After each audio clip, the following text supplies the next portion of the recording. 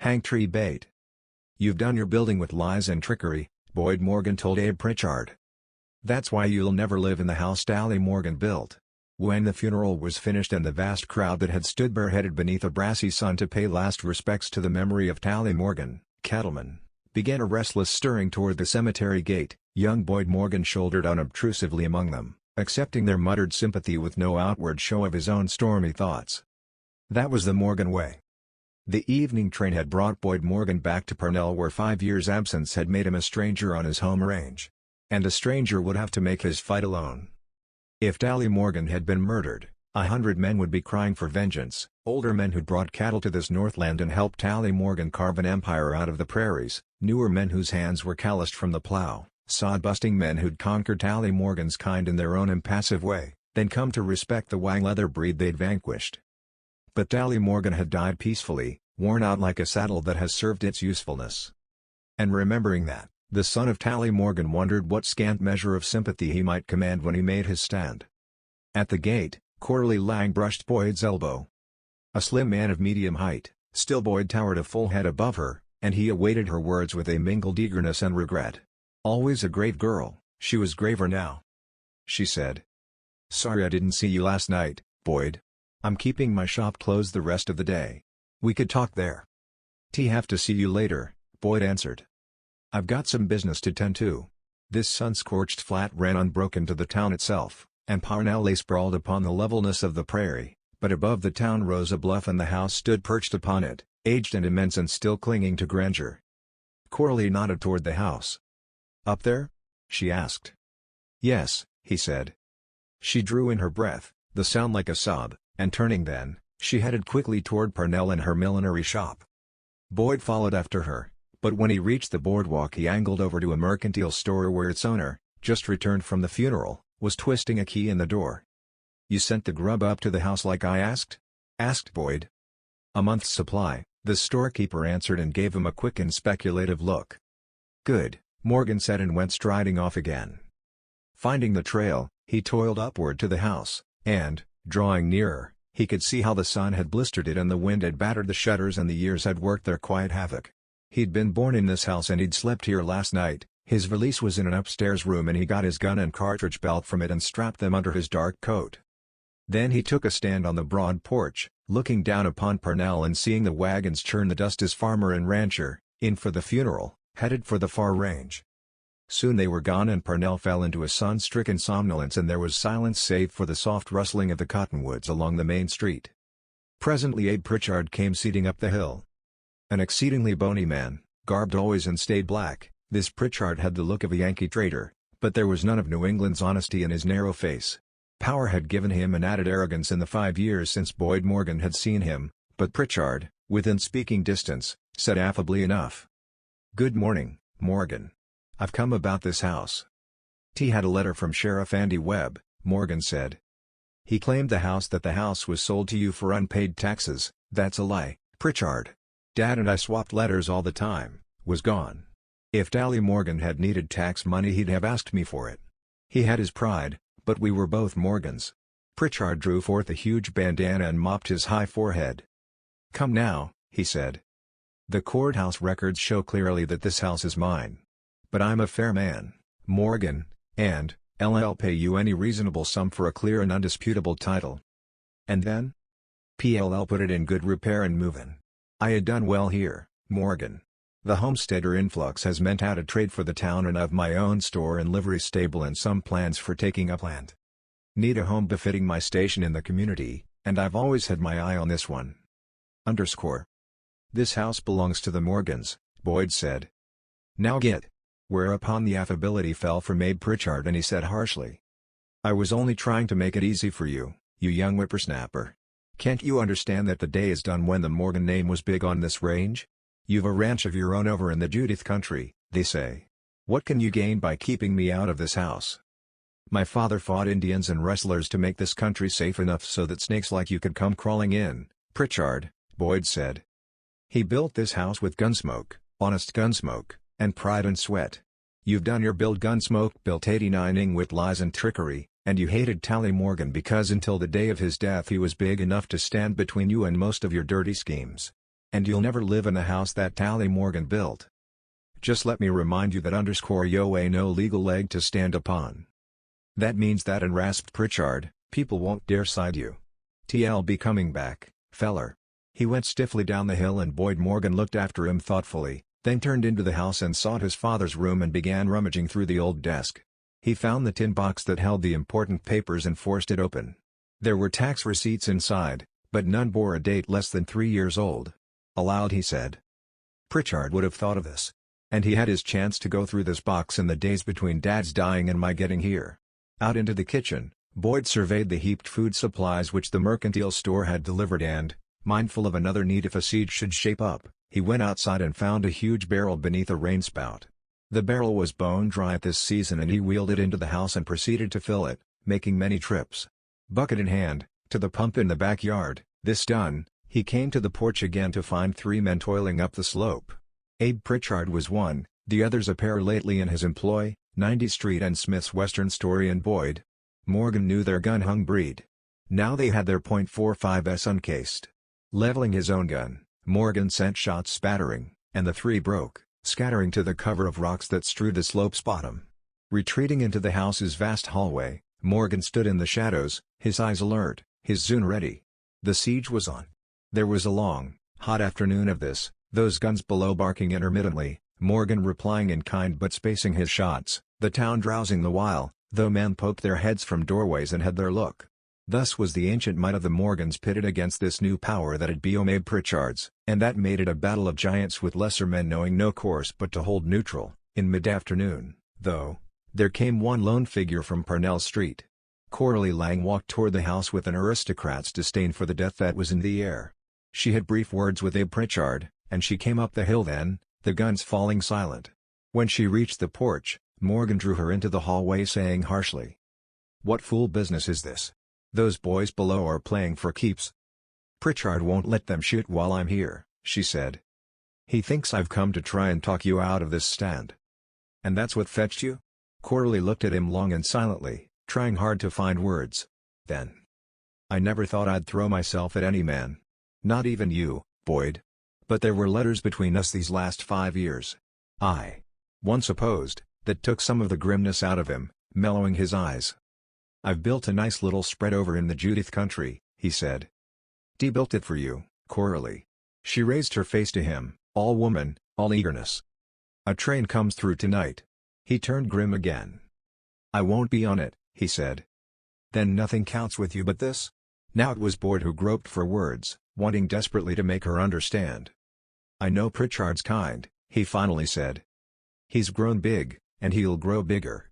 Once there was Tally Morgan to buck him, and this house is the symbol of Tally Morgan, my dad's last hold on the power and importance that once was his, the power he used to keep this range decent. Don't you see that if Abe Pritchard moves in here he will have made his greatest conquest? Don't you see that people, seeing him sit where Tally Morgan once sat, will bow down to him?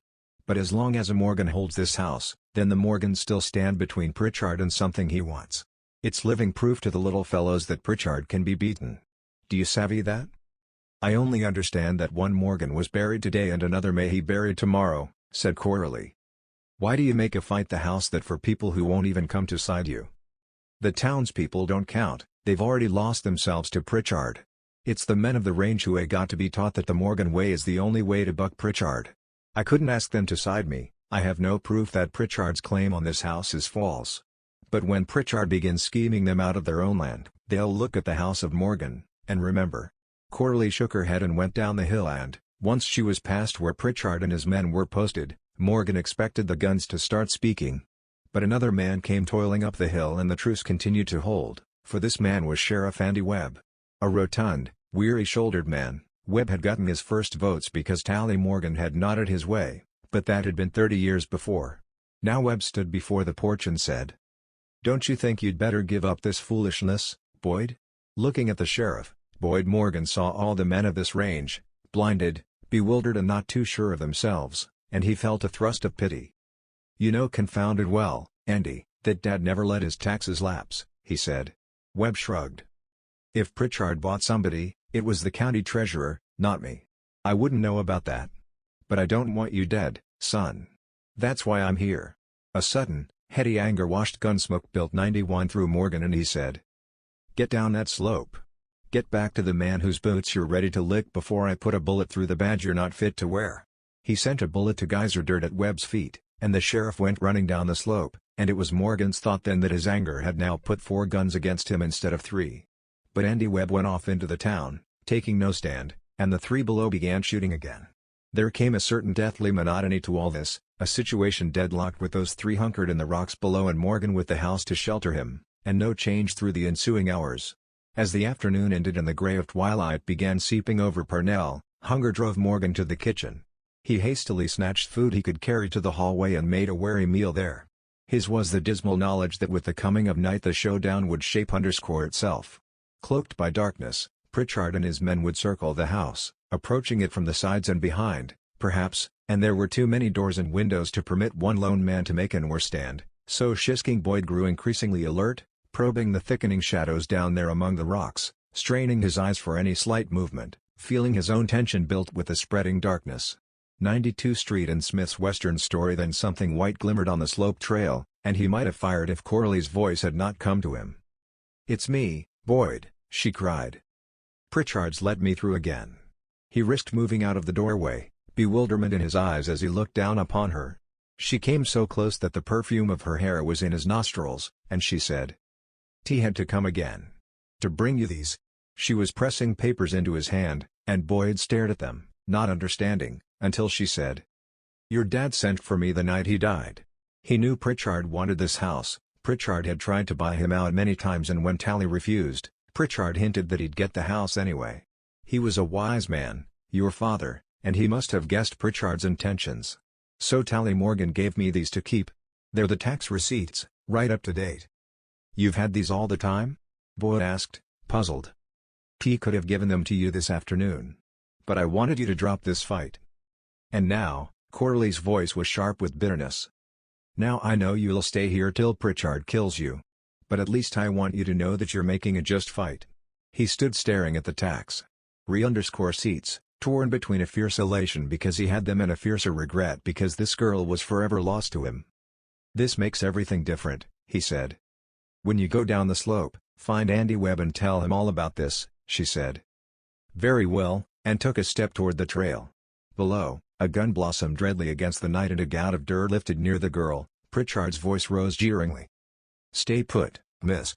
You're not coming down this slope unless young Morgan comes, with you. And he'll have to come with his hands in the air." A great anger upon him, Boyd shouted. "Why you dirty, scheming devil. Andy Webb won't stomach this." "I'll worry about Webb later," Pritchard replied. "Surrender, Morgan, or the girl stays cooped up with you to take her chances with the bullets." Then Lead made a steady buzzing about them, and Morgan got a tight hold on Corley's arm, dragging her across the porch and into the hallway. He said fiercely, "He's beaten me now, and he knows it. Pritchard, the house that jet you through this last time just to hog-tie me." "Nothing's changed," Corley said wearily. "You still don't have to surrender." In the gloom Boyd had come up against the water barrel, and through the dark thread of his thoughts ran the bright sheen of an inspiration. Tilting the barrel over, he let the water spill out. Then he wheeled the barrel to the shadows of the porch and eased himself into it. "You can do this for me, Corley," he said. "You can give the barrel a shove." "Down the slope?" Horror edged her voice. "They'll kill you before you reach bottom." "They'll kill me anyway, even if my hands are in the air," he pointed out. "It's the only chance to surprise them." He felt her weight against the barrel then, and a sudden fear gripped him that they might be able to see her and send a bullet. Then she had the barrel moving, and it went clattering down the porch steps and hit the slope and began rolling wildly, careening downward while Boyd Morgan fought against dizziness and held to a futile hope that the enemy guns might stay mute another moment. But no, those guns were thundering, for Pritchard and his men, seeing that shapeless juggernaut bounding out of the night, triggered instinctively. But the barrel fetched up hard against a rock and burst open, and out of it lurched Boyd Morgan, stunned and bruised and Gunsmoke built 93 degrees dizzy, but keeping a steady hold on his gun. A man loomed from behind the rock, so close that Morgan could hear his breathing, and Morgan shot as the fellow hoisted his gun. He spun then to see Abe Pritchard scurrying to a better shelter, firing as he went. Spearing a shot at Pritchard, Boyd saw the man go down in a tangle of arms and legs. Surprise had given Morgan this slight edge, But there was the third man somewhere in the shadows, and that last man was laying his lead with calculated precision. Snapping a quick shot at the gun flashes, Morgan sensed that he had missed, but the third man folded at the middle and went down in a shapeless heap. That was because another gun had blazed in the night and another man was looming in the darkness, and his bulk identified him as Sheriff Andy Webb. Letting his gun sag, Morgan said, "So you finally took cards, and on my side. I'm wondering why?" "Because I got to thinking about all this," Webb answered. "I began to see that if you went down before Pritchard today, I'd probably be making the same fight myself before very long. Alone." Looking at the sheriff, Boyd Morgan once again saw all the men of this range, and he knew now that men were never so blinded and bewildered but what they might not be sure of themselves when a lesson was properly taught. He said, "I'm leaving you with a clean town, Webb.